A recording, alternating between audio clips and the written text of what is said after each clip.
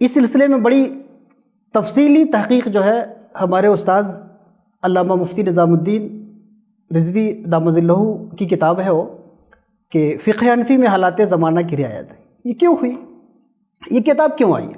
یہ کتاب آئی اور اس سے کافی فائدہ ہوا، لوگوں کو سمجھ میں آیا کہ واقعی فقہ حنفی میں احوال زمانہ کی رعایت ہے، جمود نہیں ہے.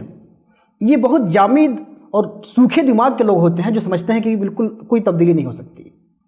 چنانچہ مفتی صاحب نے تقریباً 70 سے زائد ایسی مثالیں انہوں نے پیش کی جن مسائل میں اختلاف ہوا ہے متقدمین سے. یہ صرف مثالیں پیش کی ہیں، اور یہ مثالیں کہاں سے پیش کی ہیں؟ صرف فتاوی رضویہ سے.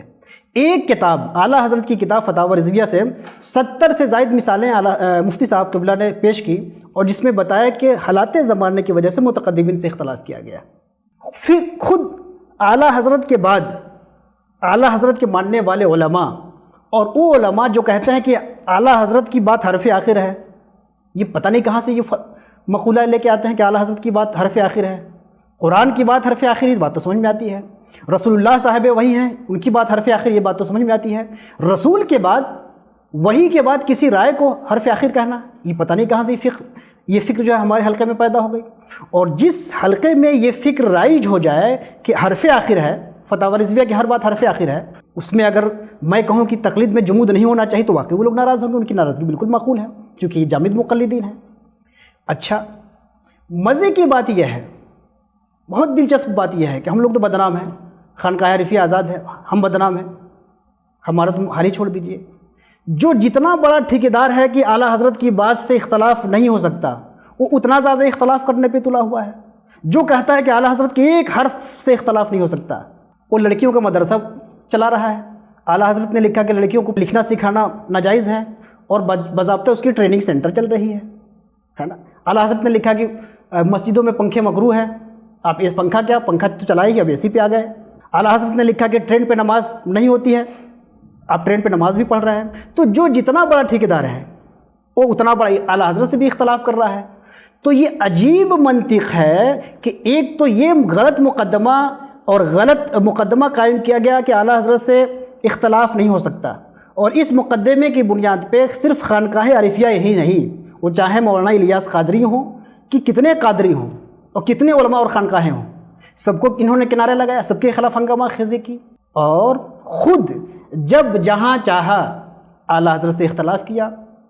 کچھ لوگ جس وقت جو سب سے زیادہ اعلیٰ حضرت کے جھنڈا بردار ہیں، وہ تعزیہ ماشاءاللہ تعزیہ نکالتے ہیں، پیلی بھیت میں تعزیہ بھی نکالتے ہیں، اور پوری دنیا میں اعلان کرتے ہیں کہ اعلیٰ حضرت کی ایک بات سے اختلاف نہیں ہو سکتا. یہ جناب اوجھڑی بھی کھاتے ہیں، اور اوجھڑی بھی کھا رہے ہیں بھرپور، اور اس کے بعد یہ بھی کہتے ہیں کہ اعلیٰ حضرت سے اختلاف نہیں ہو سکتا. یعنی نتیجہ گفتگو یہ ہے کہ اعلیٰ حضرت کے ماننے والوں میں ایک بدماشی، بعض ماننے والوں میں، سب ماننے والوں میں نہیں، بعض ماننے والوں میں ایک بدماشی یہ پیدا ہو گئی کہ خود جہاں چاہے جو تحقیق کے نام پہ تحقیق کر کے جو رائے قائم کر لے، لیکن اس کی رائے سے اگر آپ نے اختلاف کیا تو فوراً یہ نہیں کہے گا کہ آپ نے ہم مجھ سے اختلاف کیا، کیونکہ اس کی کوئی اوقات ہی نہیں، اس کو جانتا کون ہے. تو وہ یہ نہیں کہے گا کہ مفتی صاحب مجھ سے کیوں اختلاف آپ نے کیا، وہ کہے گا کہ اعلیٰ حضرت سے اختلاف کر رہے ہیں، آپ نے اعلیٰ حضرت سے اختلاف کیا، اور اعلیٰ حضرت سے ایک حرف اختلاف نہیں ہو سکتا، جبکہ خود 50 اختلاف کر کے بیٹھا ہوا ہے. کیوں بار بار وضاحت کرنے کی ضرورت پڑتی ہے کہ اعلیٰ حضرت سے اختلاف رائے ہو سکتا ہے؟ آپ وضاحت بھی کرتے ہیں، اپنی جب بات آتی ہے، اپنا گلا جو پھنستا ہے تو وضاحت کی بات آتی ہے. ہم نے ایک پیلی بھیت کے خطیب صاحب کی تقریر سنی کہ ہم جو عورتوں پہ کو مزار پہ لے کے جاتے ہیں تو ہم تحقیق کی بنیاد پہ لے کے جاتے ہیں. ارے بھائی، جو لوگ بھی اعلیٰ حضرت سے اختلاف کرتے ہیں تحقیق کی بنیاد ہی پہ کرتے ہیں. تم عورتوں کو کا میلہ لگاؤ، اس پہ مزار پہ لے کے جاؤ تو کہو کہ ہم تحقیق کی بنیاد پہ اعلیٰ حضرت سے اختلاف کر رہے ہیں. دوسرا کسی مسئلے میں خدا نخواستہ اعلیٰ حضرت سے اختلاف کر رہا ہے تو وہاں تم فارمولہ چلا رہے ہو کہ اعلیٰ حضرت سے ایک حرف میں اختلاف نہیں ہو سکتا ہے.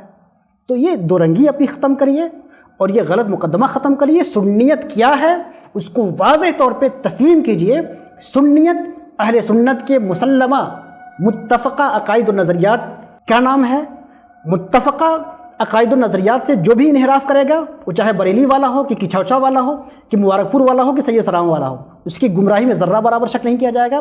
جزوی معاملات میں ان مسائل پہ جو آپس میں اختلافات ہیں ان کی بنیاد پہ نہ کوئی گمراہ ہوتا ہے نہ کافر ہوتا ہے. اور جو گمراہ اور کافر کا کھیل کھیل رہے ہیں یا تو یہ جاہل ہیں یا یہ متجاہل ہیں، یعنی علم رکھتے ہوئے آپ کی آنکھوں میں دھول جھونک رہے ہیں اور صرف چند جاہل سیٹھوں کی رضا جوئی کے لیے اس طرح کی شرپسندی کا کھیل جاری کیے ہوئے ہیں۔ یہ الگ بات ہے کہ خود بھی پھنستے ہیں، خود بھی مارے جاتے ہیں۔